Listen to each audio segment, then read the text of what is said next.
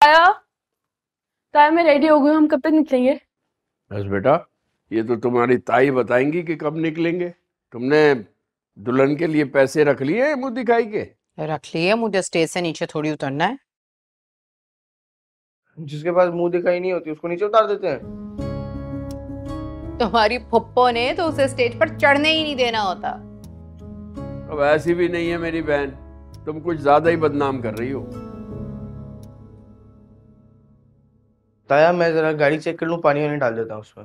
जाओ बेटा। ताया, क्या हैदराबाद बहुत खूबसूरत है? नहीं बेटा, कराची जैसा ही है। वैसे मैंने सुना है कि इस्लामाबाद बहुत ज्यादा खूबसूरत है। काश लड़की वाले इस्लामाबाद में रह रहे होते ना, तो हम दुल्हन लेने वहां चले जाते। फिर तुम्हारी फुप्पो तुम्हें जरूर लेकर जाती बेटा। ये तो हैदराबाद है, इसलिए बस भर के सबको लेकर जा रही हैं, वरना टिकटें ट्रेन की कभी ना खरीदती। वो सिर्फ अकेले दूल्हा को लेके जाती और दुल्हन भी अकेले आती। हर बात बड़ा चढ़ा कर करती हो, हद है। पता कर ले कहीं छोड़ के ना चली गई हो हमें। अरे ऐसे कैसे छोड़ के जा सकती है? अजीब बात करती हो तुम भी। अरे शौकत साहब, 1 मिनट लेट होने पे 10 दफा फोन करती हैं वो। पता करें कहीं छोड़कर ही ना चली गई हो। तुम खुद तो हो ही बदगुमान, बच्चियों का दिल भी खराब करती हो खानदान की तरफ से। इसमें दिल खराब करने की क्या बात है? और हो सकता है भाई हमें तपाने के लिए छोड़कर चली गई हो। तुम्हें लगता है कि मेरी बहन ऐसी छोटी हरकत करेगी कि अपने सगों को छोड़ जाए? अगर इतने छोटे दिल की होती ना, तो इतने महंगे कपड़े ना बनवाती सितारा के लिए। ठीक कह रहे हैं आप ताया, फुप्पो मेरे लिए तो बहुत अच्छा और बहुत महंगा जोड़ा लेकर आई हैं। तुम्हें कैसे पता कि महंगा है? क्योंकि मैं खुद मॉल गई थी और मैंने वहां देखा था, ऐसे कपड़े बहुत महंगे थे। हाँ, तो तुम्हारे लिए सेल में से लिया होगा। भाई जैसे भी दिया होगा, तुम्हारी तरह पुरानी साड़ियां तो निकाल के नहीं दी ना बच्ची को। नहीं ताया, वो साड़ियाँ मेरी अम्मी की है जो मैं पहनूंगी। ताई ने बहुत अच्छा किया कि वो मुझे दे दी।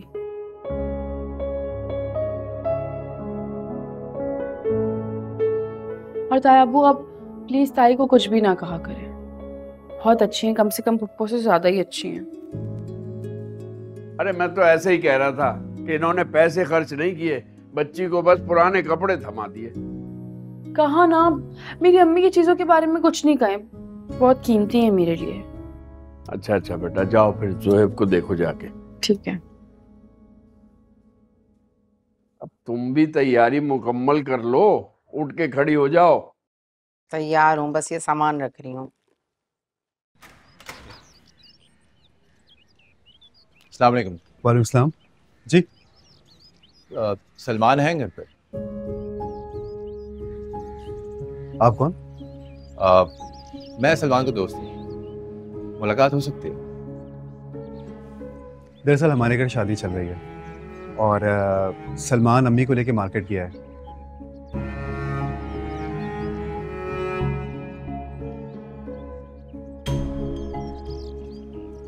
वैसे सब खैरियत है ना? जी जी खैरियत है। एक्चुअली सलमान कल रात सालार से मिला था और उसके बाद से सालार घर से गायब है।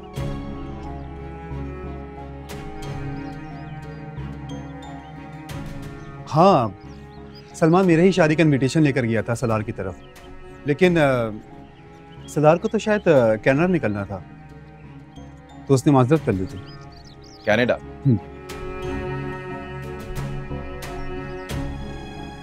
ओके, चलें, कुछ पता चले तो बताइएगा। बिल्कुल।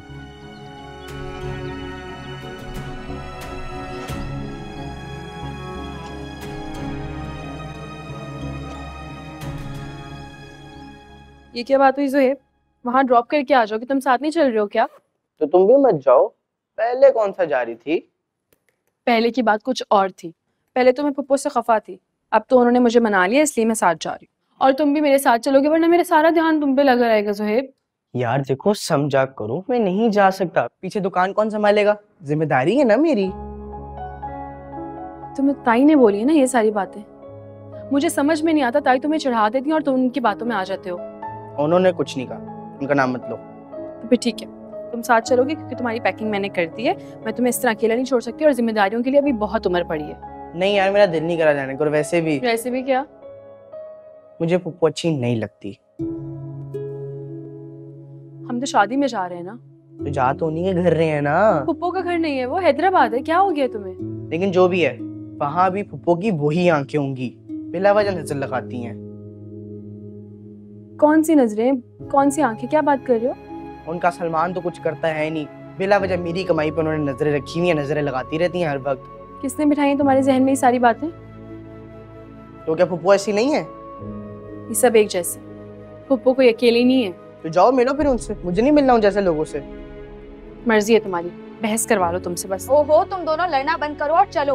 अभी बाहर भी 1 घंटा लगेगा। चलो। चलो सामान ले आओ मेरा बाहर।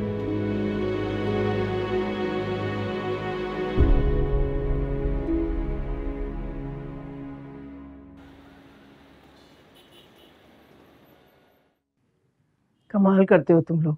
बच्चे को आए हुए 4 दिन नहीं हुए कि तुमने उसके ऊपर घर की जमीन ही तंग कर दी। मम्मी, मुझे तो सिचुएशन हैंडल करने का मौका ही नहीं मिला। अचानक ताहिर ने हाथ उठा दिया। ये तबीयत खराब थी, इस वजह से मैं सालगिरह में नहीं आ सकी, वरना ताहिर की हरगिज ये जुर्रत ना होती। अब परेशान होने का क्या फायदा है? जब वक्त संभालने का उस वक्त संभाला नहीं तुमने। आपको हमेशा मेरी गलती क्यों दिखती है? मेरा दुख नहीं दिखता? इसलिए बेटा कि तुम्हारी गलती तुम्हारे दुख से ज्यादा बड़ी है। मैंने हमेशा तुमसे यही कहा कि उसके फेलियर को उसके बाप से मत छुपाओ, लेकिन तुमने मेरी एक ना मानी। जब भी उसके स्कूल का रिजल्ट आता था तुम उसको यहाँ छोड़ जाती थी मेरे घर पर।